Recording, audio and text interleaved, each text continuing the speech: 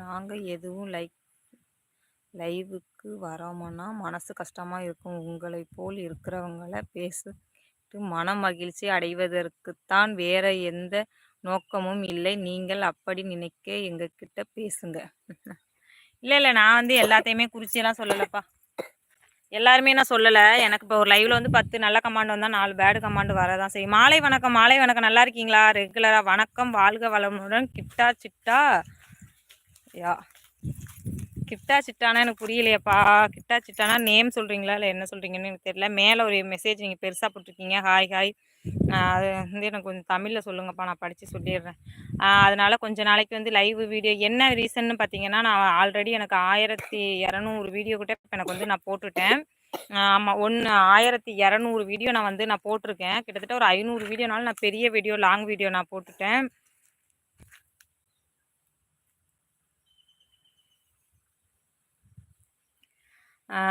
அது வந்து 500 வீடியோக்கு மேலே நான் பெரிய வீடியோ போட்டுட்டேன். எனக்கு என்னமோ இன்னும் நான் 1 மாதம் தான் இருக்குது. எனக்கு 1 வருஷம் ஆகிறதுக்கு 1 மாதம் இருக்குது. நான் 1 மாதத்துக்குள்ளே அவ்வளோ வாட்ச் ஹவர் கொண்டு வந்து நான் மானிட்டேஷன் அப்ளை பண்ணுவேன்னா கிடையவே கிடையாது. அந்த நம்பிக்கைலாம் எனக்கு போயிடுச்சு. கண்டிப்பாக வந்து என்னால் வந்து இன்னும் 1 மாதத்துல நான் இன்னும் இருக்கிற பாக்கி பேலன்ஸ் வாட்ச் ஹவரை கொண்டு வந்து மானிட்டேஷன் அப்ளை கண்டிப்பாக என்னால் பண்ண முடியாது. நல்லா டைம் கணக்குக்கு வீடியோ போட்டால் தான் ரீச் ஆகும். இல்லைனா அதுவும் ரீச்சே ஆகாது. ஷார்ட்ஸும் சரி, அந்த ஆடியன்ஸ் எந்த டயத்தில் இருக்காங்களோ அந்த டயத்தை வந்து நம்ம கொண்டு போகணும். அது வந்து என்னால் போட முடியலைப்பா. நொந்து போயிட்டு போட்டு போட்டு போட்டு எனக்கு காலையில் எந்திரிச்சு அதை போட்டு வேலைக்கு போகிற இடத்துலையும், நான் காட்டு வேலைக்கு போகிற இடத்துலையும் நான் வந்து கஷ்டப்பட்டு என் பொண்ணை கூட்டிகிட்டு போய் அதையும் எடுத்து நான் போட்டு அது எதுக்கு எல்லாத்தையும் கஷ்டப்படுத்துகிற மாதிரிக்கு இருக்குது. அவங்களுக்கு லீவ் விட்ருக்காங்க, கொஞ்சம் ஃப்ரீயாக எல்லாருமே இருப்போம். நானும் கொஞ்சம் ஃப்ரீயாக இருக்கேன்.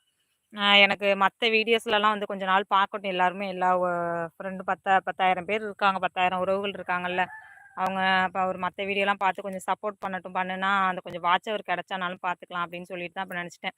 அநேகமாக ஷார்ட்ஸ் மட்டும் ரெகுலராக ஒரு ஷார்ட்ஸ் மட்டும் வரும். ஏன்னா அது வந்து இந்த ஷார்ட்ஸ் நம்ம போடாமல் விட்டுட்டோம்னா அதுலேருந்து எல்லாத்தையும் கம்மி பண்ணிடுவாங்க வியூஸு.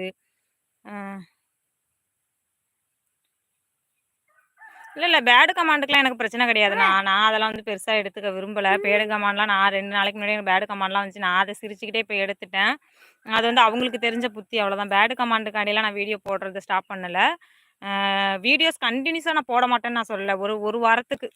ஒரு வாரத்துக்கு கொஞ்சம் வேண்டாம் அப்படின்னு நினைக்க மாதிரி ஒரு இதாகிடுச்சு.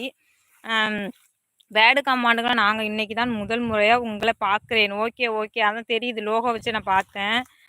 ஓகேப்பா முதல் முறை நீங்கள் இன்றைக்கி தான் பார்த்துருக்கீங்கன்னு நினைக்கிறேன். அதனால் ரொம்ப கஷ்டப்பட்டு ஒரு காட்டு வேலை, விவசாய வேலையெல்லாம் பார்க்குறேன். அதை சில பேர் பேடு கமாண்ட் பண்ணுறாங்க, அது வேறு விஷயம்.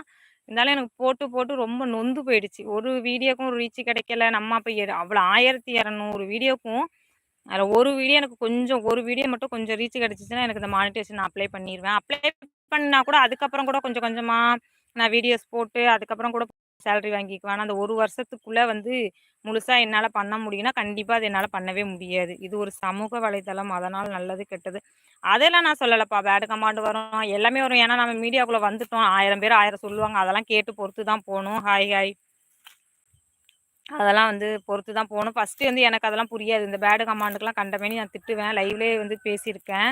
அந்த மாதிரி அதுக்கப்புறம் கொஞ்சம் கொஞ்சமாக எனக்கு புரிஞ்சுக்கிட்டேன். நம்ம மீடியாக்குள்ளே வந்திருக்கோம். நம்மள 4 பேர் 4 விதமாக நம்ம பேசுவாங்க. அதெல்லாம் நம்ம வந்து இந்த காதில் வாங்கிட்டு இந்த காதில் போயிட்டே இருக்கணும். அதெல்லாம் வந்து நான் புரிஞ்சுக்கிட்டேன். அதுக்காகலாம் கிடையாது. இன்னும் கொஞ்ச நாளைக்கு ஒரு வாரத்துக்கு வந்து எதுவுமே போடக்கூடாது. காலையில் நிம்மதியாக எந்திரிக்கிறோமா, நிம்மதியாக 8 மணி வரைக்கும் தூங்கி எந்திரிக்காமல். ஏன்னா பசங்களுக்கு வந்து ஸ்கூலும் கிடையாது.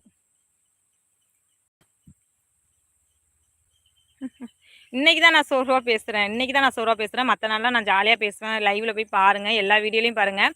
எல்லா வீடியோலையுமே நான் சிரிச்சுக்கிட்டு தான் ஷார்ட்ஸு எல்லாமே நான் போட்டிருக்கேன். எனக்கு பின்னாடி இவ்வளோ அவ்வளோ கவலைகள் இருக்குது. அது இருந்தாலும் நான் வெளியில் காட்ட மாட்டேன்.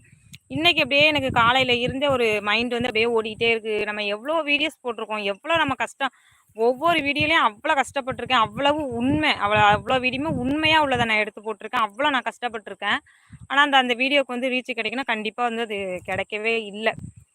அதனால் கொஞ்ச நாளைக்கு ஒரு வாரத்துக்கு வந்து என்ன பண்ணணும், நான் வந்து இந்த காட்டு வேலைக்கு போகையில் காலையில் 5 மணிக்கு எந்திரிச்சு பசங்களை ஸ்கூல்